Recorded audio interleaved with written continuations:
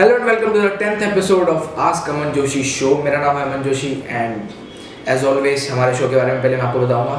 हम लोग बात करते हैं यहाँ पे business, finance, marketing, branding, different types of business के रिलेटेड हम क्वेश्चन एंड आंसर को डिस्कस करते हैं। क्वेश्चंस मेरी टीम गैदर करती है सोशल मीडिया से और मैं उसके ऊपर अपना ओपिनियन देने की कोशिश करता हूँ। जो मेरा एक टाइप से सजेशन रहता है कि अगर आपकी जगह मैं होता हूँ सिचुएशन में तो मैं उससे के साथ कैसे डील करता। मैं बस अपनी तरफ से आपको एक अपना वैल्यू प्रोवाइड करने की कोशिश कर रहा हूँ। मेरे पास ज़्यादा एक्सपीरियंस नहीं है, मैं कोई एक्सपर्ट नहीं हूँ इस फील्ड का। मेरे पास बस 1 साल का एक्सपीरियंस है जिसको मैं आपके साथ शेयर करना चाह रहा हूँ ताकि आप लोगों को ज़्यादा से ज़्यादा वैल्यू मिले। ठीक है, और आज का एपिसोड बहुत ही ज़्यादा स्पेशल है बिकॉज आज ना हम डिस्कस करने वाले हैं फाइनेंस के बारे में, इन्वेस्टिंग के बारे में, स्टॉक मार्केट के बारे में। 3 के 3 क्वेश्चन बहुत ही अच्छे क्वेश्चन है जो मेरी टीम ने गैदर करे और बिना टाइम वेस्ट करे बस शो के साथ शुरू करते हैं। वीडियो को स्टार्ट करने से पहले मैं आपको ना डिस्क्लेमर देना चाह रहा हूँ। अगर आपने इस वीडियो में पूरा जितना भी मैं अभी कंटेंट देना वाला इसको अगर अच्छे से सुन लिया, अच्छे से समझ लिया और फिर इन्वेस्टिंग करी, मैं गारंटी दे सकता हूँ आप बहुत अच्छी वेल्थ क्रिएट करने वाले हो। इसलिए प्लीज़ इस वीडियो को लास्ट तक देखना बिकॉज करोड़ों कमाने वाले भाई, करोड़ों गारंटी लिख के दे रहा हूँ और वीडियो के अंदर प्रूफ देने वाला हूँ, सारे के सारे प्रूफ दूंगा। ठीक है, सो शुरू करते हैं वीडियो के साथ।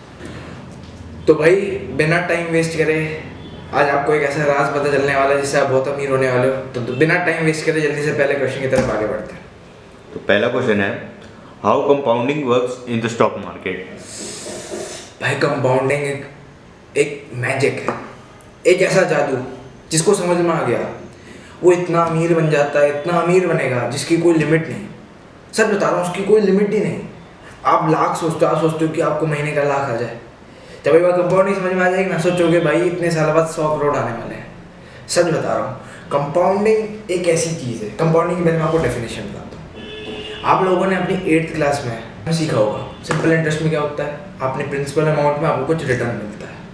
कंपाउंड इंटरेस्ट में क्या होता है, प्रिंसिपल अमाउंट में रिटर्न मिलता है, उसके रिटर्न अमाउंट में भी रिटर्न मिलता है। ठीक है, तो ये आपने 100 रुपये अगर आपने डाले हैं कहीं पे, उसमें 10% आपको कंपाउंड इंटरेस्ट मिलने वाला, 110 बनेंगे रुपए 1 साल बाद, नेक्स्ट ईयर 121।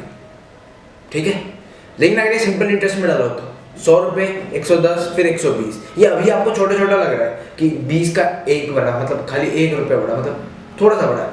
लेकिन जब ये 10 साल में या 7-8 साल के बाद जब आप देखना शुरू करोगे, यकीन नहीं कर पाओगे कि कंपाउंड इंटरेस्ट इतना तेजी से आगे बढ़ता है। अगर मैं आपको ग्राफ ऐसे दिखाऊं, इमेज लगा देंगे, लेकिन मैं आपको अगर बताऊं ये सीधा है, ये है आपका सिंपल इंटरेस्ट। कंपाउंड इंटरेस्ट ऐसे जाता है सीधे ऊपर, एक्सपोनेंशियल ग्रोथ जिसे कहते हैं।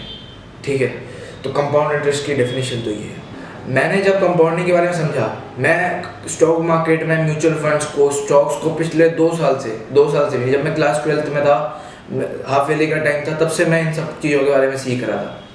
लेकिन मुझे बिल्कुल जो बोलते हैं ना, अंदर से बिलीव नहीं बना। बिलीफ सिस्टम जब एक बार बन जाता है सबकॉन्शियसली, हाँ भाई पता है कि ऐसा होना है, वो बिल्ड नहीं हुआ था। ठीक है, लेकिन जब ये मार्च में क्रैश आया, इतना तगड़ा क्रैश आया, अच्छा हुआ उससे 1 महीने पहले मेरा पूरा माइंडसेट बिल्ड हो चुका था। मैंने 1 महीने पहले उससे इन्वेस्टिंग चालू कर दी थी और मार्च के क्रैश में मैंने जितने अच्छा मेरा बिहेवियर था मैं आपको बता नहीं सकता। अगर इन्वेस्टिंग आप देखो ना, इन्वेस्टिंग होती है 20% आपकी स्किल्स, 80% आपका बिहेवियर। सच बता रहा हूँ, मतलब मार्केट जब 24 मार्च को, 23 मार्च को जब मार्केट बिल्कुल 10% डाउन, सोचो लोगों की हालत हुई होगी। किसी ने 1 लाख रुपये डाले, उसका 90,000 बन गया एक दिन में। और चाहे मैंने कम रुपये डाले थे, लेकिन मैं अंदर से खुश हो रहा था। मैं तो चाह रहा था कि कल भी गिरे, परसों भी गिरे, क्योंकि वो जो क्रैश होता है वो एक ऐसी अपॉर्चुनिटी है जो आपकी कंपाउंडिंग को इंक्रीज कर देती है। ठीक है, तो जब आपको एक बार कंपाउंडिंग, एक बार आपको स्टॉक मार्केट की पावर, एक बार बिलीफ सिस्टम में जब एक बार आ जाए, सच बता रहा हूँ मैं, अगर मुझसे कोई पूछे आज कि आपको क्या लगता है इतने साल बाद आपकी कितनी नेटवर्थ होगी, मैं गारंटी बता सकता हूँ मेरी करोड़ों में होगी। गारंटी मैं लिख के दे सकता हूँ, क्योंकि मुझे पता है कंपाउंडिंग कैसे वर्क करती है। मुझे पता है कैसे मैं इन्वेस्ट करूँ, कैसे मैं 1000 रुपये, 2000 रुपये, 3000 रुपये, 5000 रुपये, 10,000 रुपये इन्वेस्ट करके करोड़ों की नेटवर्थ बना सकता हूँ। बस आपको यही समझना है, कंपाउंडिंग समझनी है, बस और कुछ नहीं।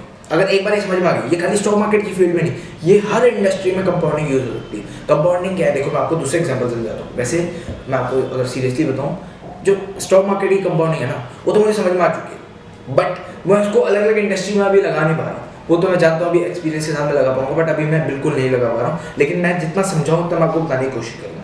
ठीक है, कंपाउंडिंग क्या है, मेरे नीचे 100 एम्प्लॉय हैं, ठीक है, पहले था मैं अकेला काम कर रहा था, अकेला मैं अपने 10 घंटे दे रहा था, मेरे नीचे 100 एम्प्लॉय हैं, 100 एम्प्लॉय दे रहे हैं 8-8 घंटे का, यानी कि मेरी टोटल मेरी जो टीम है उसका काम हो रहा है 800 घंटा।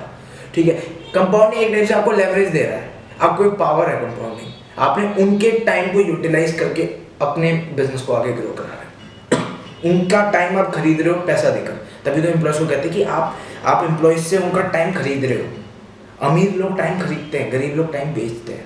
ठीक है, ये चीज़ समझो। और वॉरेन बफे भी, जैसे वॉरेन बफे जब 11 साल के थे, 12 साल के थे, उनसे जितने भी लोग पूछा करते थे ना कि आपकी नेटवर्थ कितनी जाएगी, आपको ये लगता है कि आप अमीर बन पाओगे नहीं बन पाओगे, आप पढ़ाई क्यों नहीं करते हो, आप ये क्यों नहीं करते हो, उनको मतलब जो नेगेटिव थॉट्स होते हैं वो जब आते थे वो लिख के दे रखे थे। उन्होंने कहा था कि 30 साल तक मैं मिलियनेयर बन जाऊँगा, वो वैसे बने 31 ईयर की एज में, लेकिन मतलब कमिटमेंट होती है ना वो थी, क्योंकि हमें पता चल गया ना कंपाउंडिंग वर्क कैसे करती है। उनको तो 11 साल की उम्र में पता चल गया, 11 साल से वो इन्वेस्टिंग कर रहे हैं, अब वो 91 के हैं, 90 के हैं, 80 साल इन्वेस्टिंग करी, तभी तो इतनी ज़्यादा नेटवर्थ है। अगर मैं 19 ईयर से शुरू कर रहा हूँ और अगर मैं भी उतना लंबा रखूँ तो मेरी भी नेटवर्थ उतनी जा सकती है, गारंटी। सेम चीज़ आपके साथ हो सकती है, बस आपको अपना बिलीफ सिस्टम स्ट्रॉन्ग रखना। तो अब बहुत सारे लोग बोलते हैं यार देखो नेटवर्थ है, ये सारी चीज़ें मैंने मान लिया।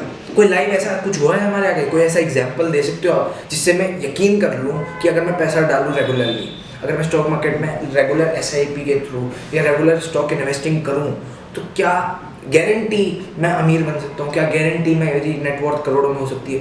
आज मैं आप लोगों को एक एग्जाम्पल देता हूँ। एक कंपनी, आपने जरूर उसका नाम सुना होगा, अगर आप इंजीनियरिंग कर रहे हो तो आपकी वो ड्रीम जॉब हो सकती है उस कंपनी में। विप्रो की कंपनी का शेयर लिस्ट हुआ था 1980 में। एक अनवर नाम का बंदा था, बीच में न्यूज़ वेबसाइट में आया था उसके बारे में, अनवर नाम का एक बंदा था मुंबई का। जब वो शेयर लिस्ट हुआ था उसने 10,000 रुपये इन्वेस्ट करे। ठीक है, 100 रुपये का एक शेयर चल रहा था, उसको मिले 100 शेयर, उसने 10,000 रुपये डाले, उसको 100 शेयर मिले। 1980 की बात।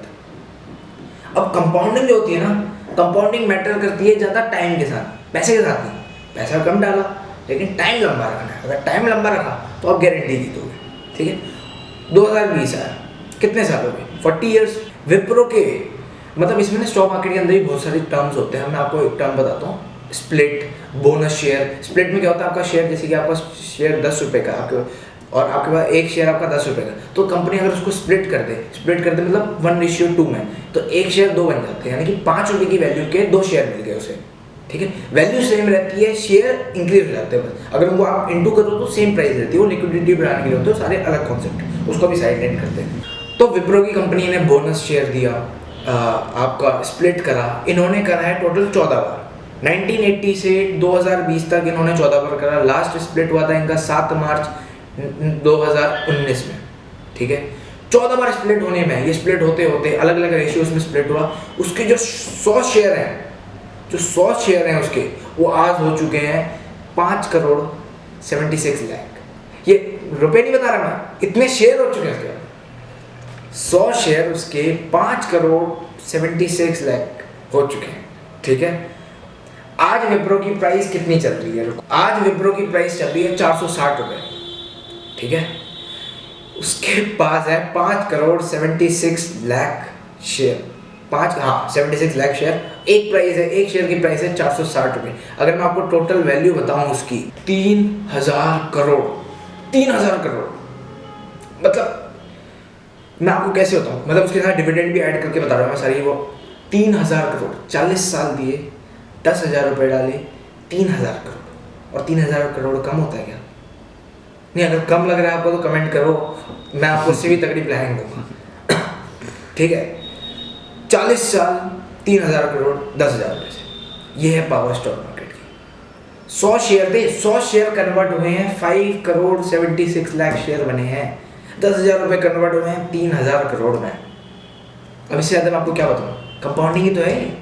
टाइम रखा, टाइम ज़्यादा इन्वेस्ट करा, कम पैसा डाला, लेकिन लॉन्ग टर्म के लिए होल्ड करा। और जब लॉन्ग टर्म के लिए होल्ड करा, कंपनी आगे ग्रो हुई, तो आपका पैसा इतना ग्रो हो जाएगा जिसकी कोई लिमिट नहीं। आज अगर आज उसका शेयर 461 हो जाए, मान लेते हैं, ठीक है, तो अगर आज मेरे पास एक शेयर और अनवर के पास जितने भी शेयर हैं 5,76 लाख शेयर है उसके पास, मैंने एक शेयर ले रखा है अभी, मेरा कल एक शेयर 461 का हो गया, तो यानी कि मेरा एक शेयर में एक प्राइस ज़्यादा, मतलब 1 रुपया मैंने कमा लिया। ठीक है, लेकिन अनवर ने कितने कमाए? 5 करोड़ 5 करोड़ 76 लाख रुपीस। अगर मैं कह रहा हूँ विप्रो तो अच्छी कंपनी है ना, विप्रो तो आने वाले टाइम में ग्रो ही होगी, आईटी सेक्टर में है। मैं कह रहा हूँ हर रोज उसका एवरेज ले लेंगे, हर रोज उसका खाली 1 रुपया शेयर बढ़ेगा। अनवर तो हर रोज के कमा रहा है 5 करोड़ 76 लाख हर रोज की कमा रहा है। तो ये है पावर ऑफ कंपाउंडिंग, ठीक है। बस अब मैं इससे ज़्यादा क्या बताऊँ आपको। अब ये जो मैंने बताया ना, इसको चाहे दोबारा सुनो, इसको बार बार सुनो, इसको अपने दिमाग में बिठा लो, हाँ भाई होना है ऐसा। मैं आपको बताता हूँ, अपना एग्जाम्पल देता हूँ आपको। कंपाउंडिंग का पता चला मुझे 2 साल पहले, लेकिन इन्वेस्ट करना शुरू करा जनवरी 2020 से। अभी 1 साल हो गया मुझे इन्वेस्टिंग करते हुए, ठीक है। मार्च के क्रैश में इतने अच्छे तरीके से मैंने इन्वेस्ट करा, इतने अच्छे तरीके से कि मेरा जो पोर्टफोलियो है, करंट पोर्टफोलियो अराउंड 40% आप। मैं मानता हूँ कि लिक्विडिटी की वजह से मार्केट बहुत हाई है, लेकिन मैं तो अभी बेच नहीं रहा हूँ। 40% है, मैं तो वैसे बता रहा हूँ आपको, खाली मोटिवेशन के लिए। बट ये मैं अभी बेचने वाला नहीं हूँ, वो आने वाले टाइम में मुझे और ज़्यादा रिटर्न देंगे, वो कंपाउंड कराएंगे मेरे पैसे को। मेरी पैसे की कंपाउंडिंग की स्पीड है उसको तेज करने वाले हैं, क्योंकि मैंने डिफरेंस, जो आप जितने ज़्यादा परसेंटेज के, जितने ज़्यादा आप क्रैश के डिफरेंस में लोगे ना, उतनी तेज आपकी कंपाउंडिंग होगी। तो ये एक अपने आप को प्रॉमिस कर लो, अगर SIP करोगे, मान लो आप 1000 रुपये की SIP कर रहे हो, आपने अगर कंपाउंडिंग करे, पूछे क्या पता आप यंग हो, आप जितनी भी मेरी ऑडियंस है वो यंग है, 18 to 24, अगर आप SIP करने वाले हो, 1000 रुपये की SIP पर मंथ करने वाले हो, तो ये ध्यान रखना कि 1000 रुपये की तो चलने देना, लेकिन जिस दिन मार्केट क्रैश हो, यानी कि मार्केट 3% से प्लस जिस दिन भी क्रैश हो, 3%, 5%, 4%, उस दिन 500 रुपये एक्स्ट्रा डाल देना, 500 रुपये एक्स्ट्रा लमसम अमाउंट डाल देना। उससे क्या होता है कि कंपाउंडिंग तेज हो जाती है और कुछ नहीं, ठीक है। जो आप 10 साल में कमाने वाले होगे वो 7 साल में कमा लोगे, टाइम आपका कम कर देता हो, ठीक है। तो बस यही था कंपाउंडिंग के लिए, कंपाउंडिंग का जादू मैंने आपको बताया, आपको मजे आए होंगे। अब सेकंड क्वेश्चन की तरफ आगे बढ़ते, और उस क्वेश्चन को अगर आपने अच्छे से सुना तो आप प्रैक्टिकली देख पाओगे कैसे आप अपनी लाइफ में इन फॉर्मूलाज को यूज करके कैसे अपनी वेल्थ क्रिएट करोगे, ठीक है। सो सेकंड क्वेश्चन की तरफ आगे बढ़ते हैं। सेकंड क्वेश्चन है, I am 19 years old. How can I invest in the stock market to build long-term wealth even if I don't want to work in that sector? सबसे पहली बात भाई, आपको कॉन्ग्रेचुलेशन, क्योंकि अपनी एज ग्रुप के 5% लोगों में आते हो जिनको इस चीज़ के बारे में कम से कम पता है। कम से कम आप सोच रहे हो हाँ भाई इन्वेस्टिंग करनी चाहिए। सच बता रहा हूँ, किसी को नहीं पता। आपके एज के बच्चे जो कमा रहे हैं ना, जो ये ऐड दिखाते रहते हैं कि हमने गाड़ी ले ली, हमने वो गाड़ी ले ली, वो कुछ इन्वेस्ट नहीं कर रहे, ठीक है। तो मैं तो अभी भी आपको बताऊँगा, आप बहुत सही जा रहे हो, बिकॉज आपने इस चीज़ के बारे में सोचा। लेकिन आपको एक और रेशियो बताता हूँ, 95% लोग को पता नहीं है, 5% लोगों को पता है। 5% में से जो 95% 5% का है, वो लोग कुछ करते नहीं है, उनको पता है लेकिन वो कुछ करते नहीं। आप क्या उन 5% के 5% में आओगे? अगर आप ये मुझे प्रॉमिस कर सकते हो तो अभी मैं आपको एक ऐसी स्ट्रैटेजी बताऊँ जिसके थ्रू आप इन्वेस्ट करोगे, बिना इस इंडस्ट्री की रिसर्च करे, बिना इस इंडस्ट्री में ज़्यादा घुसे, बस खाली रिव्यू करते हुए आप इतनी अच्छी नेटवर्क क्रिएट कर सकते हो, इतनी अच्छी लॉन्ग टर्म वेल्थ क्रिएट कर सकते हो जिसकी कोई लिमिट नहीं, ठीक है। तो अगर ये प्रॉमिस कर रहे हो तो आगे बढ़ते हैं। चलो देखो, अब स्ट्रैटेजी शुरू करते हैं। आप 19 ईयर्स के हो, मैंने मान लिया आप खाली 2000 रुपये इन्वेस्ट करने वाले हो। 2000 तो कर सकते हो पर मंथ, चाहे अपने पेरेंट्स से ले लो, चाहे किसी से ले लो, 2000 तो बहुत आसानी से कर सकते हो, ठीक है। 2000 अगर आप इन्वेस्ट करोगे पर मंथ, ये मान के चलना कि आप जब 60 ईयर्स में रिटायर होगे, क्योंकि जो एवरेज एज है रिटायरमेंट की 60 ईयर्स है, ठीक है। और आप मान लो कि आप 60 ईयर्स में रिटायर होने वाले हो, अभी आप 19 के हो, आपके पास है 41 ईयर्स, 41 साल बहुत बड़ा टाइम है, बहुत बड़ा, मतलब इतना बड़ा कि आप सोच नहीं सकते, ठीक है। 41 ईयर्स तक अगर आपने रेगुलरली 2000 रुपये भी पर मंथ इन्वेस्ट कर दिए तो आप गारंटी बहुत अच्छी वेल्थ क्रिएट करने वाले हो। देखो सुनते हैं आगे। अब ये मैं जो प्रोडक्ट बता रहा हूँ, तो खाली मैं एक टाइप से एक नंबर दे रहा हूँ, आप इसको 10,000 करो, आप 1 लाख करो, 10 लाख करो, आप 1 करोड़ करो, आपकी मर्जी। मैं खाली एक नंबर दे रहा हूँ कि 2000 इन्वेस्ट करो। 2000 में से ना 25% इंडेक्स फंड में डाल दो, बिना सोचे समझे डाल दो। उसमें ना आपको रिसर्च करनी है, ना आपको कंपनी को देखना है, ना आपको किसी को देखना है, ना आपने इंडेक्स फंड किसका लूँ ये भी नहीं सोचना है।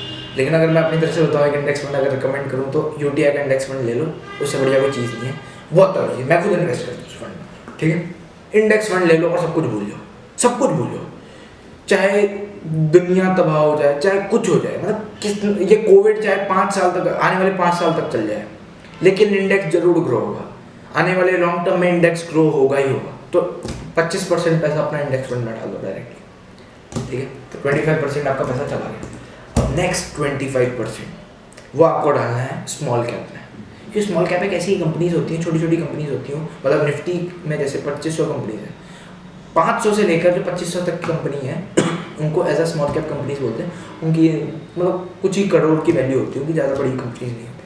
वो कंपनी क्या है, उनके पास पोटेंशियल होता है कि वो आने वाले टाइम की लार्ज कैप कंपनी बने, मतलब नीचे से तो आके कभी ना कभी कंपनी बड़ी बनेगी ना।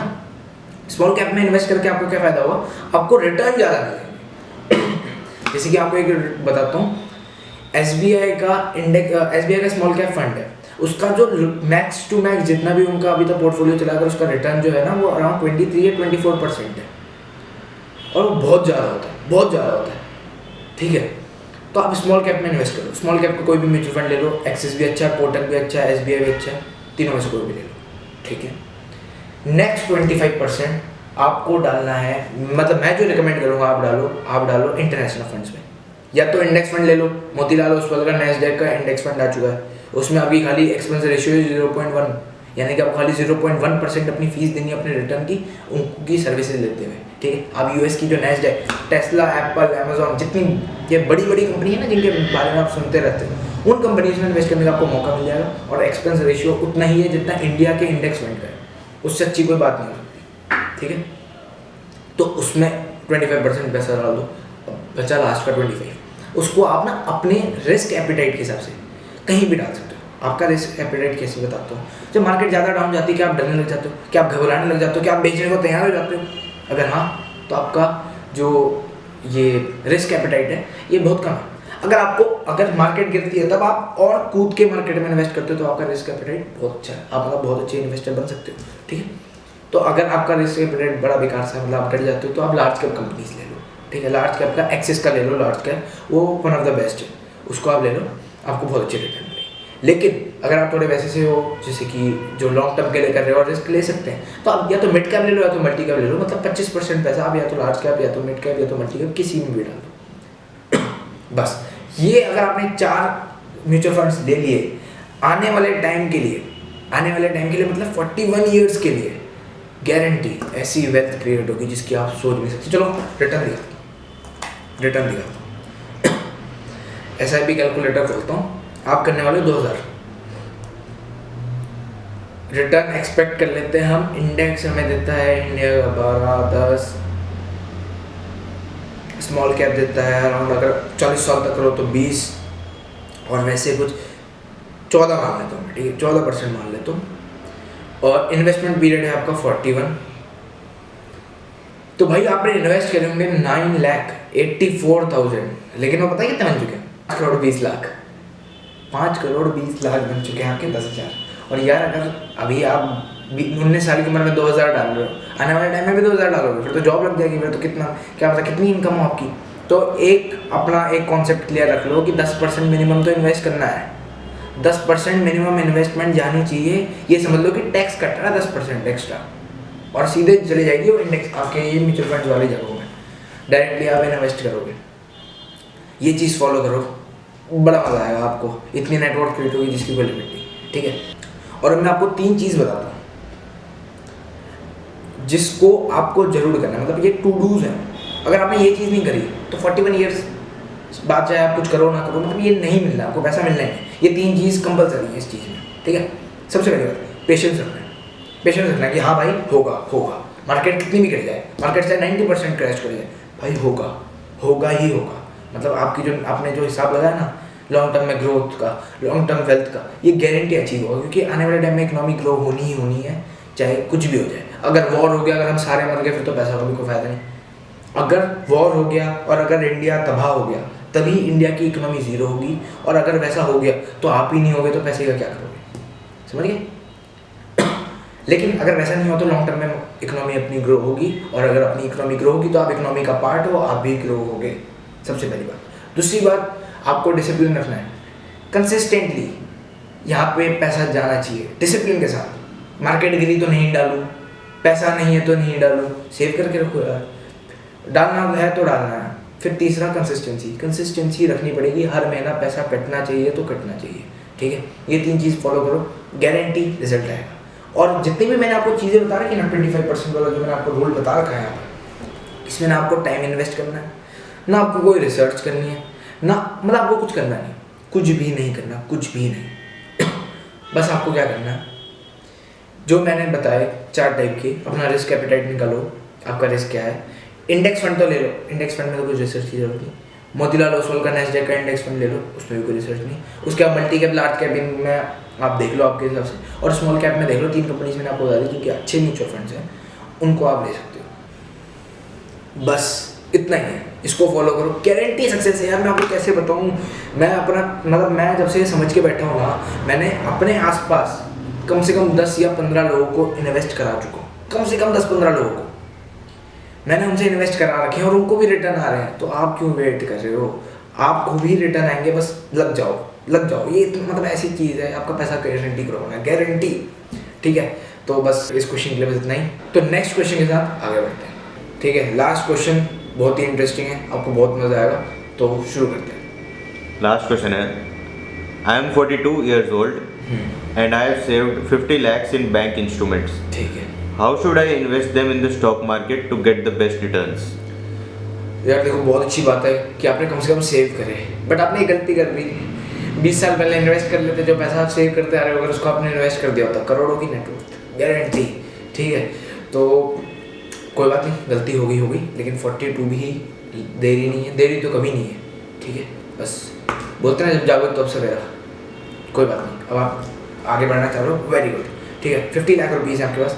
सबसे पहले मैं बताऊंगा आपको, पहले ना आपका गोल फाइनल कर दो अपना, क्योंकि जैसे कि आप अभी एक टाइप से आप मैच्योर इंसान हो, ठीक है, आपकी एज ज़्यादा है, तो आपको अपने गोल फाइनलाइज करना है कि आपका गोल क्या है आगे, आपका क्या क्या रिस्पॉन्सिबिलिटी पूरी करनी है। उस हिसाब से अपने गोल के डिसाइडिंग कर लो। गोल के साथ उसका टाइम ड्यूरेशन दे दो। मान लो कोई गोल आपका 3 साल बाद आना है, तो 3 साल में आप ज़्यादा रिस्क नहीं ले सकते, क्योंकि इक्विटी कभी ऊपर है, जैसे स्टॉक मार्केट कभी ऊपर है कभी नीचे। मान लो 3 साल तक स्टॉक मार्केट नीचे रही तो आपका पैसा साल में डूब गया। आपको अपने टाइम के हिसाब से इंस्ट्रूमेंट पकड़ने, जैसे कि अगर 3 साल में कोई गोल आ रहा है आपका, तो उसको आप 3 साल वो आप उसको एफडी करा सकते हो, उसको आप डेब्ट फंड में डाल सकते हो। बट अगर कोई 10 साल 12 साल 15 साल 20 साल कुछ लॉन्ग टर्म गोल्स हैं, उसमें आप डायरेक्टली इक्विटी में पैसा डालो, गारंटी हो ग्रो। ठीक है, तो अब मैं आपको, जैसे मैं आपको बताया, पहले अपना गोल डिसाइड कर लो, अपनी टाइम ड्यूरेशन डिसाइड कर लो, उसके हिसाब से अपनी रिस्क प्रोफाइल बना लो।